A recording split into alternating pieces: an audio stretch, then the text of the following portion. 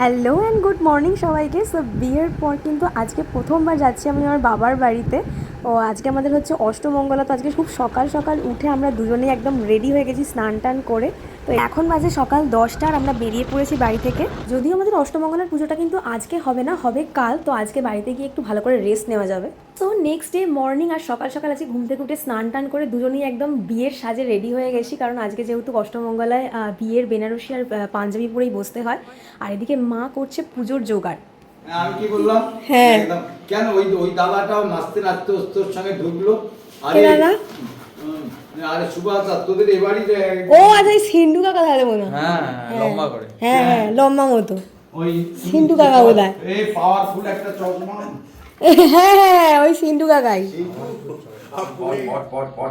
ওম অপরসর বন্ধুতি ভূতা যে ভূতা ভূতলা যে ভূতা বিষ্ণুকর্তা রসন্তি মহশিরজ্ঞা ওম বেতাবা। আর এই যে ঠাকুরমশাই আজকে অষ্টমঙ্গলার পুজো করছেন, ইনি কিন্তু আমাদের বিয়ে দিয়েছেন। আর ইনি কিন্তু ভীষণ মজার একজন মানুষ। উনি ফার্স্টে এসেই আমাকে বলছিলেন যে আমাদের বিয়েতে নাকি উনি ভীষণ মজা পেয়েছেন, এত হই হুল্লোড় নাচ গান এরকম বিয়ে বাড়ি নাকি এর আগে উনি কখনো দেখেননি। আজকে কিন্তু আমাদের বাড়িতে বেশ কয়েকজন ইনভাইটেড রয়েছে, তার মধ্যে মেজো পিসি সব থেকে আগে চলে এসছে। আর এখনও কিন্তু আমার 2 জ্যাম্মা আর এক পিসি আর বাবার এক বন্ধুর আসার বাকি আছে। আর সেই সাথে আমার বিয়ের এই সুন্দর সুন্দর তত্ত্বগুলো যিনি বানিয়ে দিয়েছেন সেই মাসিও কিন্তু আজকে ইনভাইটেড আছে আমাদের বাড়িতে।